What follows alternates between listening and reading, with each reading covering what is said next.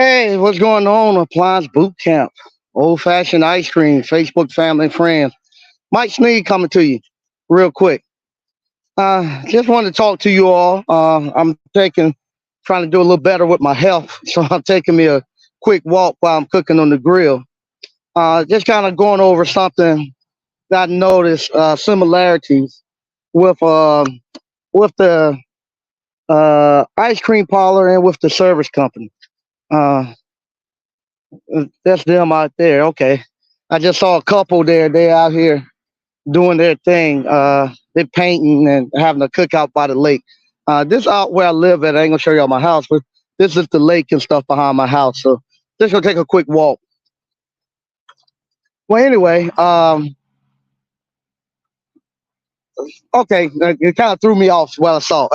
Well, anyway, playing the short game with food trucks and with your service company. Uh, this last year is when I started it. Uh, we go out and do events. I don't necessarily look at the actual size of the event I'm going to. I look and see where its location at and the actual demographics of the people who are going to be there. When we go out to do events with our food trucks, with our mobile ice cream trailer, it's not so much to make a big win just for that one day. My thing is to actually advertise and get people back into the ice cream parlor. I want them back into the ice cream parlor because that's where my money is going to be made at. We done an event yesterday. This afternoon, I left the ice cream parlor and I saw groups of people that was coming back. They had saw us at the actual event, and I gave them actual cards. I gave them flyers, and they was like, "Man, the ice cream was just so good." We were talking about it. We said we're gonna ride out today and get some. So they came back, and that's the whole um, reason why I go to the event so I can push them back into the ice cream parlor. Well, some food trucks they don't care about that. All they care about how many people is going to be at the event. They don't care about the product they're putting out there. They don't care how the food tastes. Uh, they go get all canned goods and stuff, throw it out there. Cause they saying, hey, you're gonna have 5,000 people there. People can't leave, and they're gonna be hungry. So I'm just gonna throw them anything out there. They don't have a choice. They're not looking at. They just playing the short game. Their customers and having them come and being repeat customers and keep coming back, buying their products. While we're out there at the actual event yesterday, it was at the beach festival, great beach festival. They done. Um, Many of the customers came back 5 and 6 times, getting different flavors, ice cream. And I know I was talking to them, and they were telling me how good it was. And that's what I wanted. And some food trucks, not I ain't saying none now. I just said, let me let them get by. Uh, hey, how you doing? Hey, how you doing? Some food trucks I've went to here lately, the food was cold. It was like they cooked the food elsewhere, just brought it to the event, and just served it. I had to throw it away because they don't care about it. They just say, "Hey, I'm at the event, and we just gonna make a quick hit, and we're gonna go to the next event." They don't care. They're not gonna be setting up at the same place, building up a clientele of people coming. And that's all they think about. I'm gonna hit this event and just throw some mess out here, and they're gonna pay me for it. Well, a lot of people do that with their service companies. They're not looking to build relationships with their customers. Hey, how you doing? All right. They're not looking trying to build relationships and stuff with their customers and get repeat customers. So every year they got to get a new third party warranty company, and they got to start over from scratch. Every year they got to try to get a new apartment property management company, start from scratch, because they're not consistent enough. They don't have repeat customers. After about maybe your second or third year in an appliance repair or service company, you have enough repeat customers. You don't really need to get enough no new customers. You just don't have enough time to put them in. By the time, if you take care of the customers you have, and look for the long game of keeping them there, and you becoming their subject matter expert, because they calling you for everything, and they can depend on you.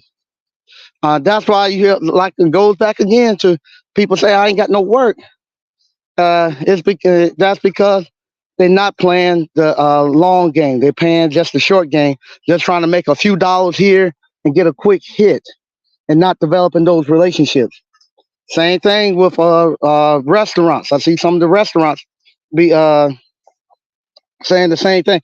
We can't get no footing. Ain't nobody coming, because they're not looking to to be the best out there, to give a quality product.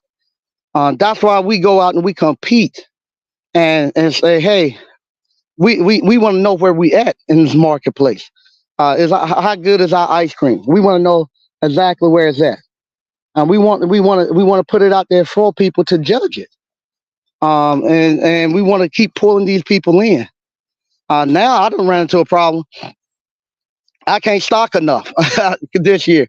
By the time the weekend come, we're already low. So this week, my goal is to just get fully stocked. We haven't been fully stocked in about 3 or 4 months. This year, this week, we're gonna be fully stocked. And I got to do it. I got an event I got to do at the university on Friday at North Carolina A&T, my alma mater. I'll be doing an event there.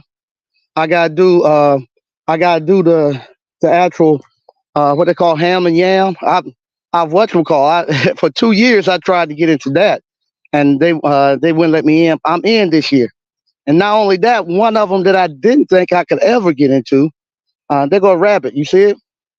That kind of threw my mind right there. He'll run off when we get there a little closer. But that's another thing I like about living out here. So much nature and all that stuff. There he go. Well, anyway, uh, I didn't think I would get to the Derby, and the Derby called me. But guess what? They didn't call for my ice cream. They called for my kettle corn. They want me to do kettle corn at the actual Derby. And what we have a horse community right across the street from where I live, where people live there. They everybody have like horses, and they have horse trails, just like we got the walking trails here. You go out there, they have horse trails, and everybody's riding the horses and stuff like that. But they want us to come out there and do popcorn, and I gotta find a way to make it happen. They asked me, they say, hey, I know it's last minute, but we want you out there. They said we weren't gonna. I thank you for the young lady who came to the store. She was like, I didn't want to risk calling you. I want to come here personally and ask you. I was like, okay, we want to be there. Eventually, I want to get my ice cream. I want to be there with my ice cream. But while I'm there, I am going to be giving them free coupons to get over to the store and come get some ice cream. But that's all I'm coming to you all today. Just want to tell you all, you got to start playing this long game. It can't be something you're trying to get a quick hit. This is your business. You want to build a business that's sustainable, and then you're going to have repeat customers. You shouldn't be starting over every year. You shouldn't be calling after the second year. Oh, where's some third party warranty company? What do you think? You should have all that figured out. Matter of fact, after about the second year, you should be weaning yourself off of those third party warranty companies. Open it up a little bit, if for some other people to come in. But yeah, but if you are doing it, if you are, some people make their business on the third party warranty company. But if you are doing that, you got a good hold in with one, and you know what you're doing, and you ain't there looking and trying to start something new every time with somebody else. You got to be playing this long game. Start playing this short game. Like I say, I see that so much with these food trucks now. It used to be with the food trucks, you had a chef that wanted to actually get out and start their own brick and mortar, and the food truck was a way for them to actually do that. They could go somewhere. You got good hot food, great food, and you knew you went to a food truck, it was gonna be worth it. And then people start saying, "Oh, you can make money at a food truck. All you gotta do, uh, go get you some, go get you some canned string beans and some canned boiled potatoes. You the only person out there that can't go nowhere. You can charge $30 for the mess, and that's what people are doing. And now people now are at the point where there's very few food trucks I trust to go get the food from because it just doesn't taste good to me sometimes. Because they're not taking the pride to put a good product out there. And when they do that, they just looking for the next big event they can go to. And some people, some of the events now, the one we went to yesterday, I guess people complain. They just tell people that, hey, you can bring your own food in here. These food trucks we bringing in here, some of them just ain't meeting the mark. Now the ones they had yesterday, they were good. They were good. They were good food trucks. But like I say, some of them they just bringing anything out there and just throwing it out, and they're not looking to give you a good quality thing. They're just looking to just get a quick hit of money. And same thing with service companies. You have service companies that's not looking to build no relationship with the customers and with their contractors, relation people, anything. They're just looking for a quick hit. And every year they hit the same thing. It's like they starting over from scratch. I'm gonna read a couple of stuff we got going on in the chat. And then I'm getting out of here. DCNF say, what's good, Mike? Hey, what's going on with DCNF? You speaking straight facts. Thanks, man. I appreciate it. Really appreciate that. Patrick Young said, what's good, Mike? Hey, what's going on, Pat? All right. Well, this is my last trip around the actual little lake, and my food should be getting ready. If not, I know my wife gonna be talking about she's hungry, and she don't want to be eating late. So I'm gonna go ahead and check on our grill and stuff. But yeah, uh this is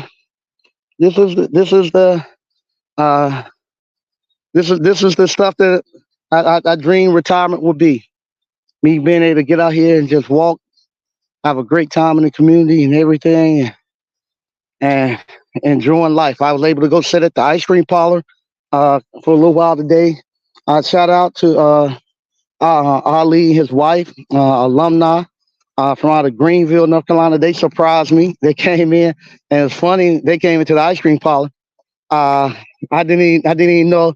I saw them, but we were busy, and I was just talking to everybody. And then after we slowed down, I had a second look. I said, man, that's Mr. Ali. So him and his wife came, enjoyed talking to them. That was good stuff. All right. Tyrone. Yeah, yeah, some food trucks are terrible fat food with no, yeah, they love, yeah, Tyrone, these, some of these food trucks, man, they used to be, if when trucks first came out, if you went to a food truck, you knew you were going to get something good. Now it's about hit and miss in these food trucks you go to. Like I say, I went to one a few days ago, and I had to go my stuff in the microwave as soon as I got it, warm it up. So, and it won't. So once again, I want to thank everybody for watching, and I'm getting ready to get out of here. I'll talk to you all later. Bye bye.